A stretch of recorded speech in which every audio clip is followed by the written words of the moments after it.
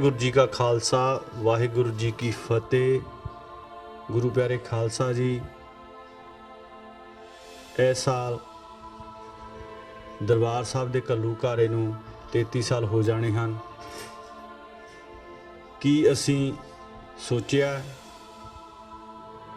कि आने वाले समय दे विच इह जे घल्लूघारे वापरन देने हैं कि जां रोकने हैं। कि असी कौम इकट्ठी हो के यह जा कोई प्रोग्राम उलीकिया है ताकि अगाह तो कोई भी सिक्खी का दुश्मन या सिक्खी विरोधी साढ़े धार्मिक स्थानां साढ़े सिद्धांतां ते करी अख नाल ना वेखे। यही साडा मकसद होना चाहिए कौम का कि असी इन्ने अवेयर होइए, इन्ने तकड़े होइए कि आने वाले समय दे विच अजिहे घल्लूघारे ना वापरन। ते जे कोई यह जे करना भी चाहुंदा तां असीं उसका मूँह तोड़ जवाब दईए। वाहिगुरु जी का खालसा वाहिगुरु जी की फतेह।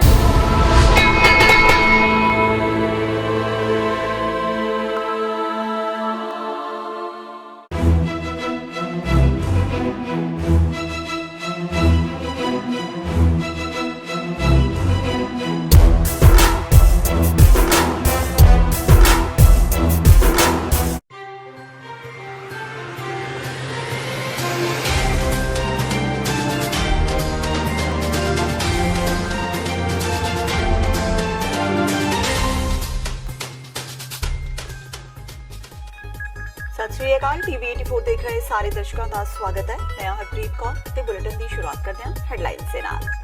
दिल्ली पुलिस का काला चेहरा आया सामने। सिख ऑटो चालक ते उसदे बच्चे दी बेरहमी नाल कीती कुटमार। मामला फोकी हैंकड़बाजी दा। सिख जथेबंदियां विच रोस। 3 जिम्मेवार पुलिस अधिकारी होए सस्पेंड। दिल्ली मुखर्जी नगर विच पुलिसिया कहर दा video viral. Captain Amarinder Singh, Sukhbir Badal समेत अरविंद केजरीवाल आए पीड़ित परिवार दे हक विच निरपक्ष जांच दी कीती मंग। 17वीं लोक सभा का पहला सैशन आज तो शुरू। अमित शाह, राहुल गांधी समेत कई मंत्रियों ने चुकी सौं। भाजपा की कोशिश कई अहम बिल पास करवाए जान इस सैशन दौरान। तखत श्री पटना साहिब के साबका जथेदार यानी इकबाल सिंह ने बादल परिवार दी मुश्किलां वधाईयां। सिट नूं चिट्ठी लिख डेरा सिरसा मुखी नूं माफी दी सुनाई कहानी। कहा बादलां ने माफी देण दी बनाई सी स्कीम। ते फतेहवीर दी मौत लई जिम्मेवार कौन? हाईकोर्ट विच हुई सुनवाई। कोर्ट ने पंजाब सरकार नूं पुछया कौन है फतेहवीर दी मौत दा जिम्मेवार। ते हुण इन्हां खबरां दा विस्तार। दिल्ली पुलिस का काला चेहरा सामने आया है। दिल्ली दी मुखर्जी नगर थाने दी पुलिस ने एक सिख ऑटो चालक ते उसदे बेटे नूं इन्नी बेरहमी नाल कुटिया कि दोवें गंभीर जख्मी हो गए। एक वीडियो भी इस दी वायरल हुई है जिस विच दिल्ली पुलिस एक सिख ड्राइवर ते एक नाबालग लड़के नूं डंडियां, लत्तां, थप्पड़ ते मुक्कियां नाल जानवरां दी तरह कुटमार करदे दिखाई दे रहे ने। ये तस्वीरां इन्नियां दिल दहलाऊ ने जिन्हां नूं देख के कमजोर दिल वाला व्यक्ति बुरी तरह दहल जांदा है। पता लगा है कि इस ऑटो चालक दी इन्हां पुलिस वालियां दी गड्डी नाल टक्कर हो गई सी, जिस तो बाद हंकार विच आए इन्हां पुलिसियां ने चंडाल दा रूप धारण कर लिया ते फिर दिल्ली दी सड़क ते जो नजारा देखण नूं मिलिया ओ 84 विच होए सिख कतलेआम दे मंजर नालों किते पासियों घट नहीं सी। गुस्से विच आए उन्हां पुलिस वालियां ने जिथे ऑटो ड्राइवर नूं सड़क ते ढा के बुरी तरह कुटिया, उत्थे दूजे पासे उसदे नाबालग लड़के नूं पिस्तौल दी नोक ते बाहर कढ लिया ते उस नाल भी ओही विहार कीता जेड़ा ओ पुलिस वाले उसदे पिता नाल कर रहे सन। ये वीडियो जंगल दी अग वांग पूरे हिंदुस्तान विच फैल गई ते आखिरकार सरकार ने वीडियो विच दिखाई दे रहे पुलिस वालियां नूं मुअत्तल कर दिता। देखिए कि अपन बैठा ले सरदार को तो कि बस चल नहीं अपन को बैठा ले थाना में। वाह, पूरी टीम लेकर आया है वह।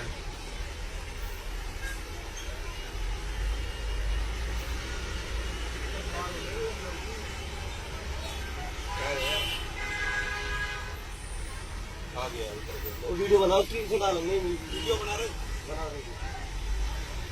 निकलना है अब ना है कोई सा अबे हो गया अलग इनको भी हाथ ले जाते पीछे से पकड़ लिया थोड़ी चोट ने। ये इस वाले मरवाऊंगे इन्हें।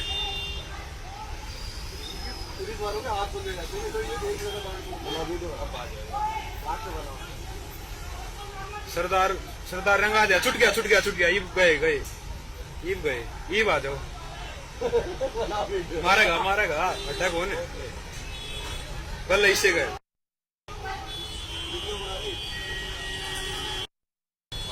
मार पकड़ो मार छोटे को नहीं छूटते गया।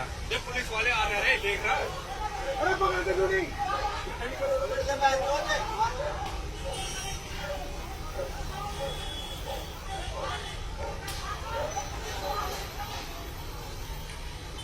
देख रहा पुलिस हिम्मत को ना करती।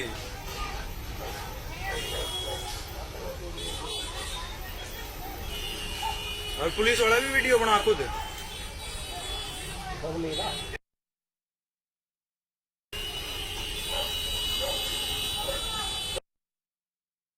दम बतेरा वो मानस में एक लाख सब इसी कर रहा है।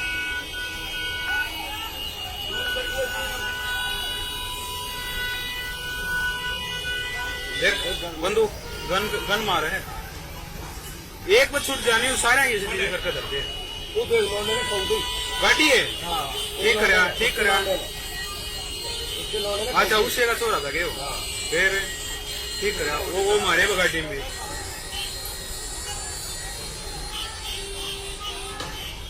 वो सारी सर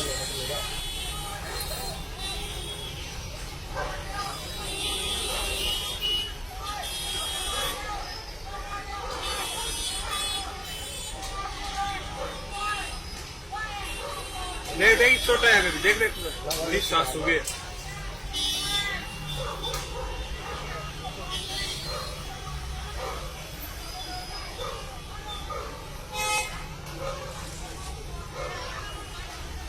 देख लट भी तोड़ दिए। माल समझी उधर या दिल्ली पुलिस तक थी। भगवान का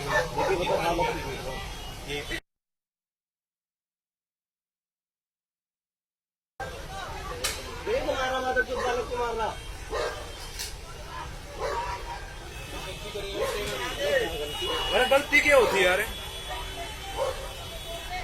योनू का पापा को छोड़ दे।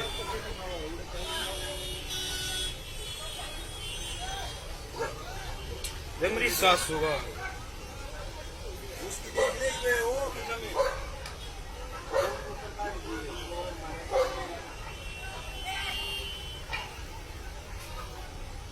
जब वो जा ही रहा था तो वो लेकर जाता बरस माँ समझ।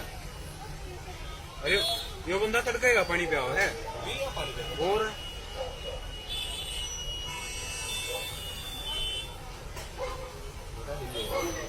दलेर मानस है पूरी इतने आगे डटता खड़ा हो गए।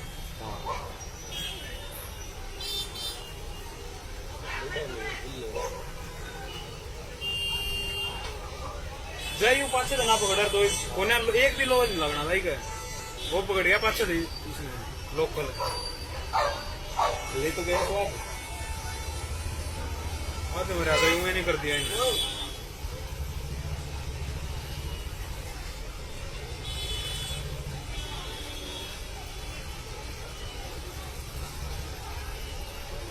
ਦਿੱਲੀ ਦੇ ਮੁਖਰਜੀ ਨਗਰ ਵਿੱਚ ਇੱਕ ਸਿੱਖ ਡਰਾਈਵਰ ਤੇ ਉਹਨਾਂ ਦੇ ਮੁੰਡੇ ਨਾਲ ਕੀਤੀ ਕੁੱਟਮਾਰ ਦਾ ਮਾਮਲਾ ਹੁਣ ਗਰਮਾ ਗਿਆ ਏ। ਮੁੱਖ ਮੰਤਰੀ ਕੈਪਟਨ ਅਮਰਿੰਦਰ ਸਿੰਘ ਸਮੇਤ ਕਈ ਸਿਆਸੀ ਹਸਤੀਆਂ ਨੇ ਇਸ ਘਟਨਾ ਦੀ ਸਖਤ ਨਿੰਦਾ ਕੀਤੀ ਹੈ। ਕੈਪਟਨ ਅਮਰਿੰਦਰ ਸਿੰਘ ਨੇ ਦਿੱਲੀ ਪੁਲਿਸ ਵੱਲੋਂ ਸਿੱਖ ਟੈਂਪੂ ਚਾਲਕ ਨਾਲ ਕੀਤੀ ਗਈ ਅਣਮਨੁੱਖੀ ਕੁੱਟਮਾਰ ਨੂੰ ਸ਼ਰਮਨਾਕ ਦੱਸਿਆ ਹੈ। ਉਹਨਾਂ ਗ੍ਰਹਿ ਮੰਤਰੀ ਅਮਿਤ ਸ਼ਾਹ ਤੋਂ ਇਸ ਘਟਨਾ ਦੀ ਜਾਂਚ ਕਰਾਉਣ ਦੀ ਮੰਗ ਕੀਤੀ ਹੈ। ਕੈਪਟਨ ਨੇ ਕਿਹਾ ਕਿ ਟੈਂਪੂ ਚਾਲਕ ਸਰਬਜੀਤ ਸਿੰਘ ਤੇ ਉਹਨਾਂ ਦੇ ਪੁੱਤਰ ਬਲਵੰਤ ਸਿੰਘ ਨਾਲ ਕੁੱਟਮਾਰ ਦੀ ਘਟਨਾ ਬੇਹੱਦ ਸ਼ਰਮਨਾਕ ਹੈ। पीड़ित सरबजीत ते उन्हां दा 15 साला मुंडा बलवंत सिंह पुलिस ते गंभीर इल्जाम लगा रहे ने। उन्हां कहा कि पुलिस वाले उन्हां नूं बगैर सीसीटीवी वाले कमरे विच लैके जाण दीयां गल्लां कर रहे सन। उत्थे ही उन्हां नूं बेरहमी नाल कुੱਟਿਆ ਗਿਆ। इस दौरान पुलिस ने मुंडे ते रिवाल्वर ताण रखिया सी। दिल्ली के मुख्य मंत्री अरविंद केजरीवाल ने पुलिस की इस घिनौनी कार्रवाई की निंदा की ते दोषियों विरुद्ध सख्त कार्रवाई की मांग की। अरविंद केजरीवाल बीते दिन दिल्ली पुलिस के तशद्दद का शिकार होए सिख प्यो पुत्र नूं मिलन पहुंचे। लंघे दिन मामूली गल ते दिल्ली पुलिस वालों सिख प्यो पुत नूं अन्नेवाह कुੱਟਿਆ गया सी, जिस दी चारे पासियों निखेधी हो रही है। दस देईए कि केजरीवाल ने लंघी रात ट्वीट करके दिल्ली पुलिस की सख्त निखेधी की सी ते निरपक्ष जांच उपरंत दोषियों नूं सख्त सजा देने की मांग की सी।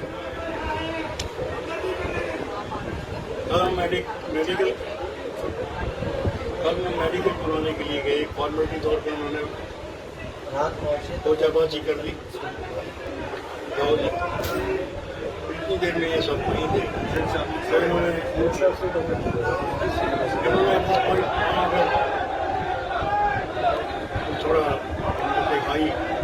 उसके बाद में उन्होंने लड़के के एक्शन वगैरह किए, लेकिन उसकी अभी तक हमें रिपोर्ट नहीं मिली।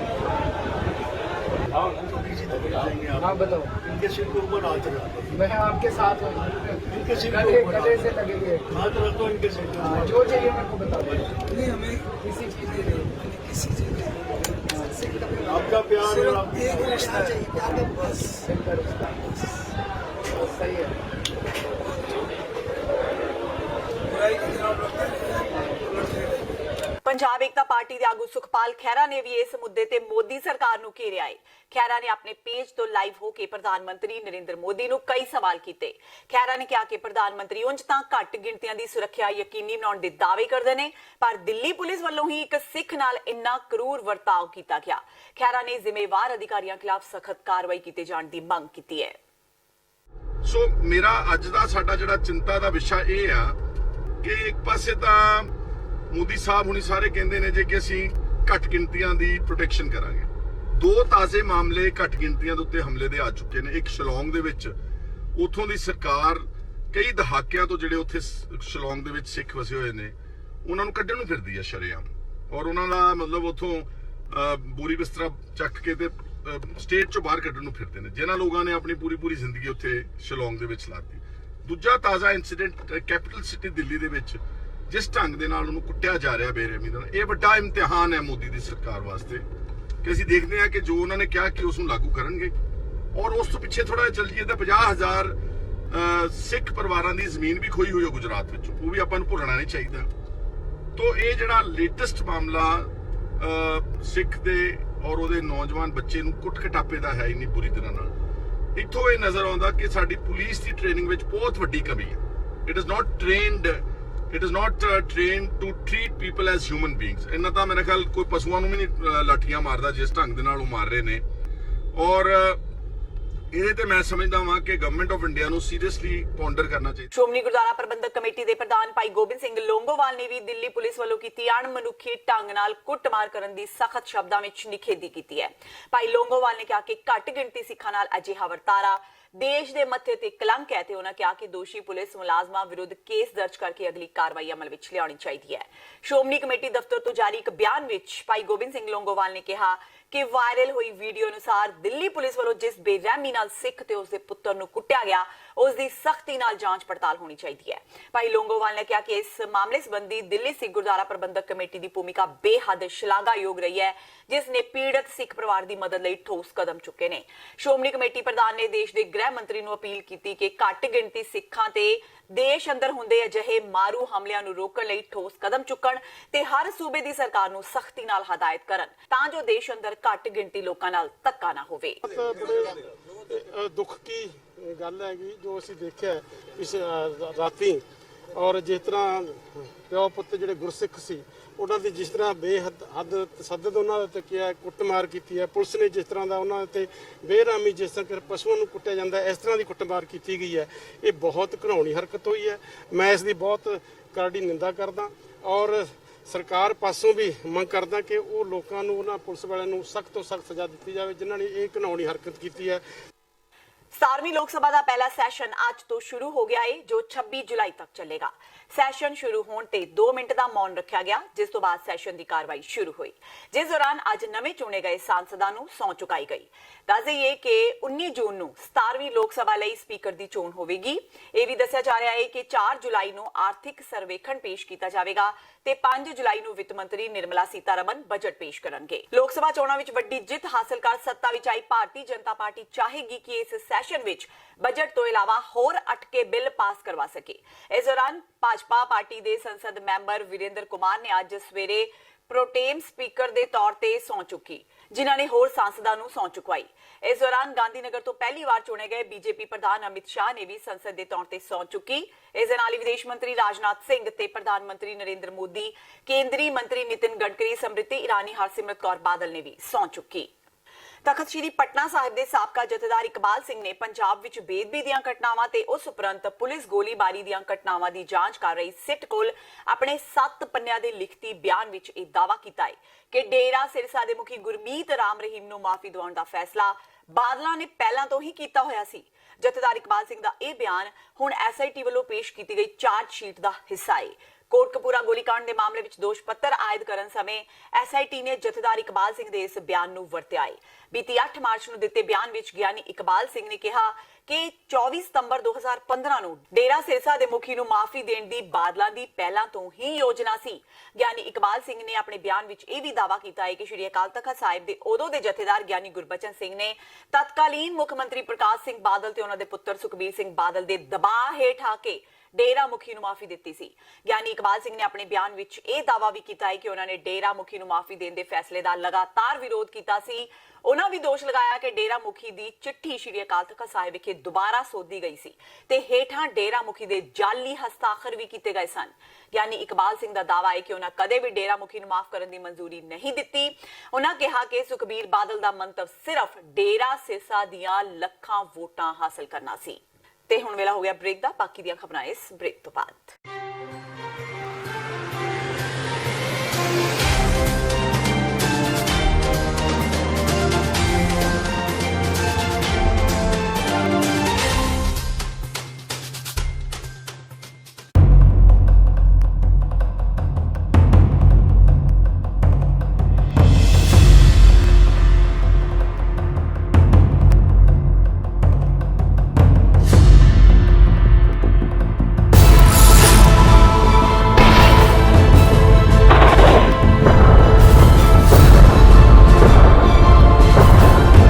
ਵਾਹਿਗੁਰੂ ਜੀ ਕਾ ਖਾਲਸਾ ਵਾਹਿਗੁਰੂ ਜੀ ਕੀ ਫਤਿਹ।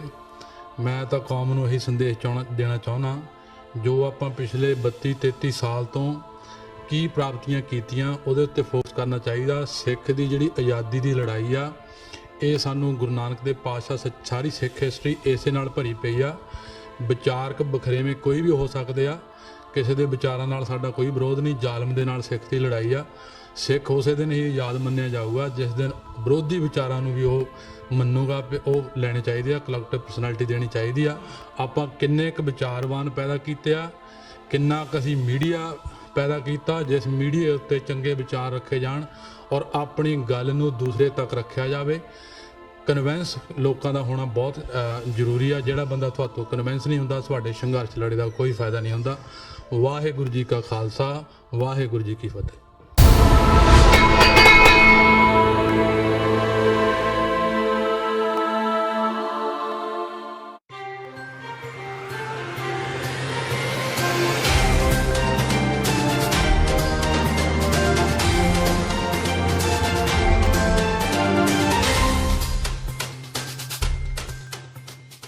ਬ੍ਰੇਕ ਤੋਂ ਬਾਅਦ ਟੀਵੀ 84 ਦੇ ਖਬਰਾਂ ਦੇ ਬੁਲੇਟਿਨ ਵਿੱਚ ਸਵਾਗਤ ਹੈ। ਵਧਦੇ ਹਾਂ ਅਗਲੀ ਖਬਰ ਵੱਲ। ਸ਼੍ਰੋਮਣੀ ਗੁਰਦੁਆਰਾ ਪ੍ਰਬੰਧਕ ਕਮੇਟੀ ਵੱਲੋਂ ਕੀਤੇ ਗਏ ਐਲਾਨ ਮੁਤਾਬਕ ਸਿੱਖ ਰੈਫਰੈਂਸ ਲਾਇਬ੍ਰੇਰੀ ਦੇ ਮਾਮਲੇ ਸੰਬੰਧੀ ਉੱਚ ਪੱਧਰੀ ਕਮੇਟੀ ਕਾਇਮ ਕਰ ਦਿੱਤੀ ਗਈ ਹੈ। ਸ਼੍ਰੋਮਣੀ ਕਮੇਟੀ ਦੇ ਪ੍ਰਧਾਨ ਭਾਈ ਗੋਬਿੰਦ ਸਿੰਘ ਲੋਂਗੋਵਾਲ ਵੱਲੋਂ ਗਠਿਤ ਕੀਤੀ ਗਈ ਇਸ 5 ਮੈਂਬਰੀ ਕਮੇਟੀ ਵਿੱਚ ਸ਼੍ਰੋਮਣੀ ਕਮੇਟੀ ਦੇ ਸਾਬਕਾ ਪ੍ਰਧਾਨ ਪ੍ਰੋਫੈਸਰ ਕਿਰਪਾਲ ਸਿੰਘ ਬਡੂੰਗਰ ਤੇ ਬੀਬੀ ਜਾਗੀਰ ਕੌਰ, ਸ਼੍ਰੋਮਣੀ ਕਮੇਟੀ ਦੇ ਸਾਬਕਾ ਸਕੱਤਰ ਦਲਮੇਘ ਸਿੰਘ, ਗੁਰੂ ਨਾਨਕ ਦੇਵ ਯੂਨੀਵਰਸਿਟੀ ਤੋਂ ਡਾਕਟਰ ਅਮਰ ਸਿੰਘ ਤੇ ਸ਼੍ਰੋਮਣੀ ਕਮੇਟੀ ਦੇ ਮੁੱਖ ਸਕੱਤਰ ਡਾਕਟਰ ਰੂਪ ਸਿੰਘ ਨੂੰ ਸ਼ਾਮਿਲ ਕੀਤਾ ਗਿਆ ਹੈ।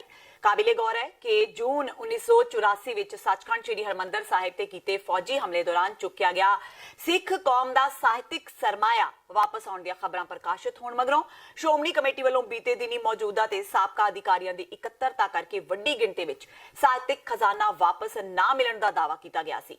ਇਸ ਦੇ ਨਾਲ ਹੀ ਸ਼੍ਰੋਮਣੀ ਕਮੇਟੀ ਪ੍ਰਧਾਨ ਭਾਈ ਗੋਬਿੰਦ ਸਿੰਘ ਲੋਂਗੋਵਾਲ ਨੂੰ ਇਸ ਸੰਬੰਧੀ ਉੱਚ ਪੱਧਰੀ ਸਬ ਕਮੇਟੀ ਬਣਾਉਣ ਦੀ ਸਿਫਾਰਿਸ਼ ਵੀ ਕੀਤੀ ਗਈ ਸੀ। ਇਸੇ ਦੌਰਾਨ ਲੋਂਗੋਵਾਲ ਨੇ ਸਿੱਖ ਰੈਫਰੈਂਸ ਲਾਇਬ੍ਰੇਰੀ ਦਾ ਦੌਰਾ ਕਰਕੇ ਮੌਜੂਦਾ ਸਥਿਤੀ ਤੇ ਕਾਰਜਸ਼ੈਲੀ ਬਾਰੇ ਜਾਣਕਾਰੀ ਹਾਸਲ ਕਰਨ ਸਮੇਂ ਆਖਿਆ ਕਿ ਜਲਦੀ ਹੀ ਉੱਚ ਪੱਧਰੀ ਜਾਂਚ ਕਮੇਟੀ ਗਠਿਤ ਹੋਵੇਗੀ।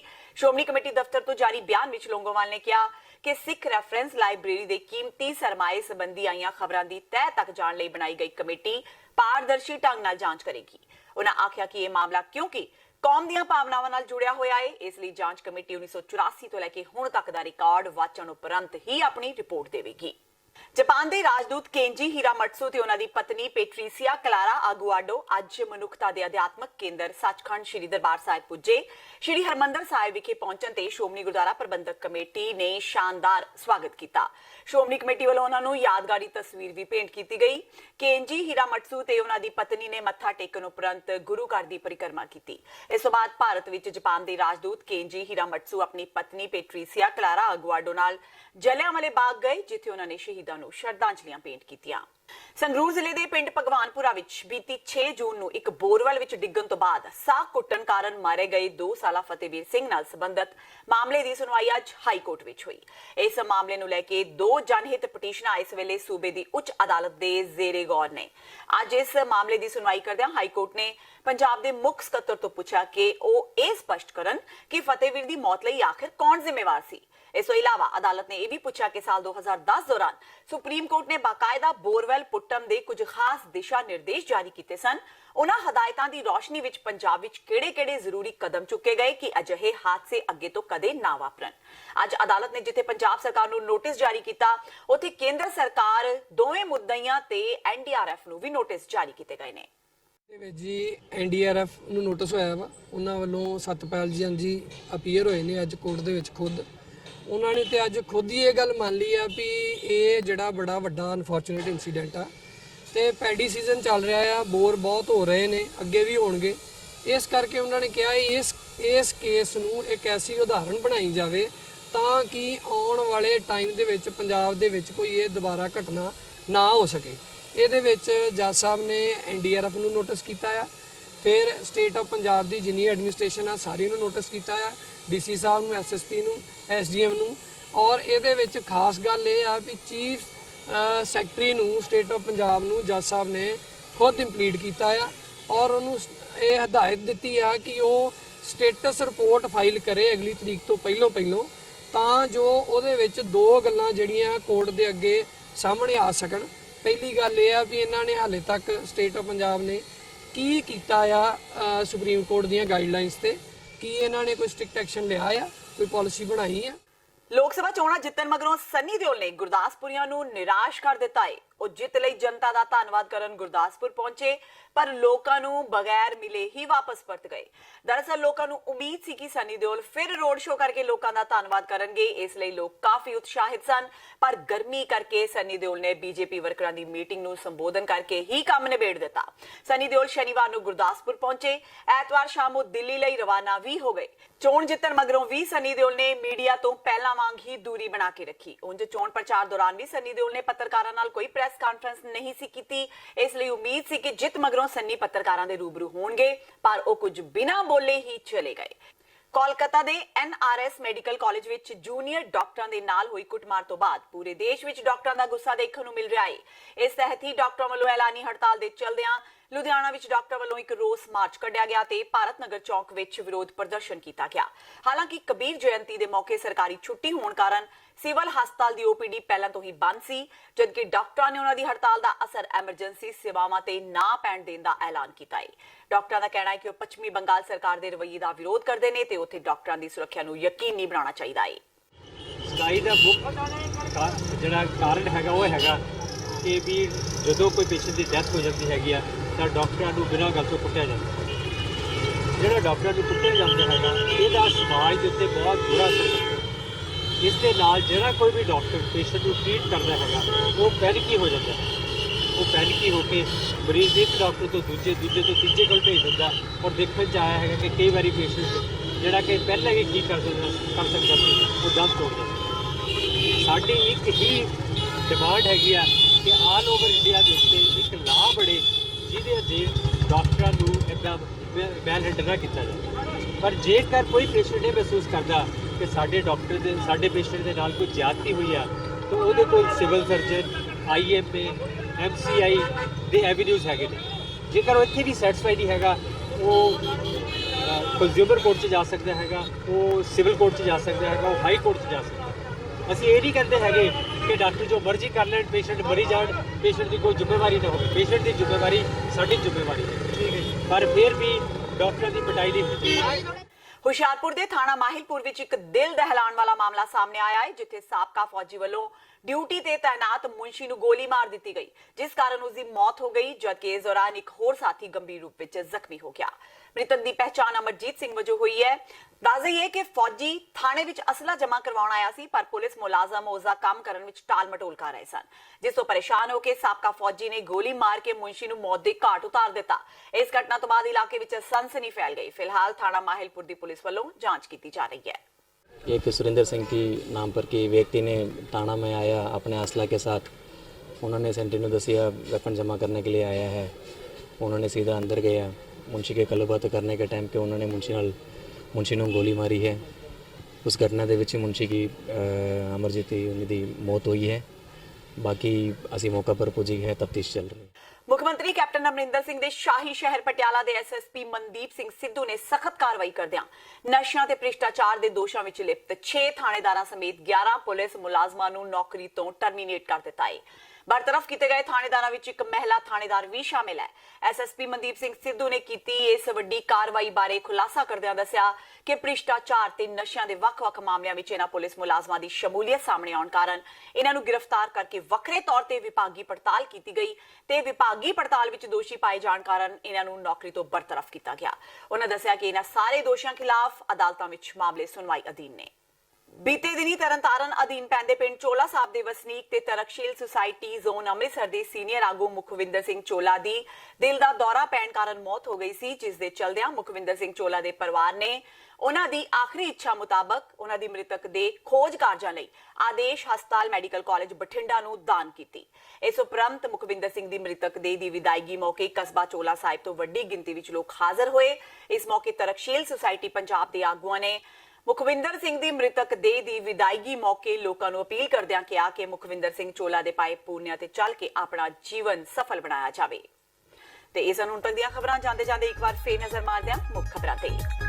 ਦਿੱਲੀ ਪੁਲਿਸ ਦਾ ਕਾਲਾ ਚਿਹਰਾ ਆਇਆ ਸਾਹਮਣੇ। ਸਿੱਖ ਆਟੋ ਚਾਲਕ ਤੇ ਉਸਦੇ ਬੱਚੇ ਦੀ ਬੇਰਹਿਮੀ ਨਾਲ ਕੀਤੀ ਕੁੱਟਮਾਰ। ਮਾਮਲਾ ਫੋਕੀ ਹੈਂਕੜਬਾਜ਼ੀ ਦਾ। ਸਿੱਖ ਜਥੇਬੰਦੀਆਂ ਵਿੱਚ ਰੋਸ। 3 ਜ਼ਿੰਮੇਵਾਰ ਪੁਲਿਸ ਅਧਿਕਾਰੀ ਹੋਏ ਸਸਪੈਂਡ।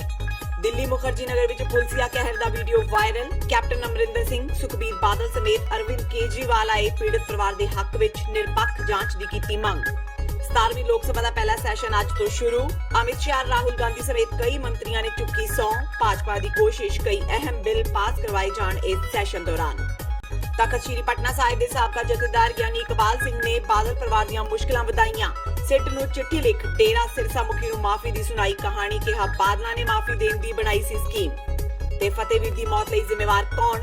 ਹਾਈ ਕੋਰਟ ਵਿੱਚ ਹੋਈ ਸੁਣਵਾਈ। ਕੋਰਟ ਨੇ ਪੰਜਾਬ ਸਰਕਾਰ ਨੂੰ ਪੁੱਛਿਆ ਕੌਣ ਹੈ ਫਤਿਹਵੀਰ ਦੀ ਮੌਤ ਦਾ ਜ਼ਿੰਮੇਵਾਰ। ਇਸ ਦੇ ਨਾਲ ਹੀ TV 84 ਦਾ ਖਬਰਾਂ ਦਾ ਬੁਲੇਟਿਨ ਖਤਮ ਹੁੰਦਾ ਹੈ। ਮੈਨੂੰ ਹਰਪ੍ਰੀਤ ਕੌਰ ਨੂੰ ਦਿਓ ਇਜਾਜ਼ਤ। ਸਤਿ ਸ਼੍ਰੀ ਅਕਾਲ।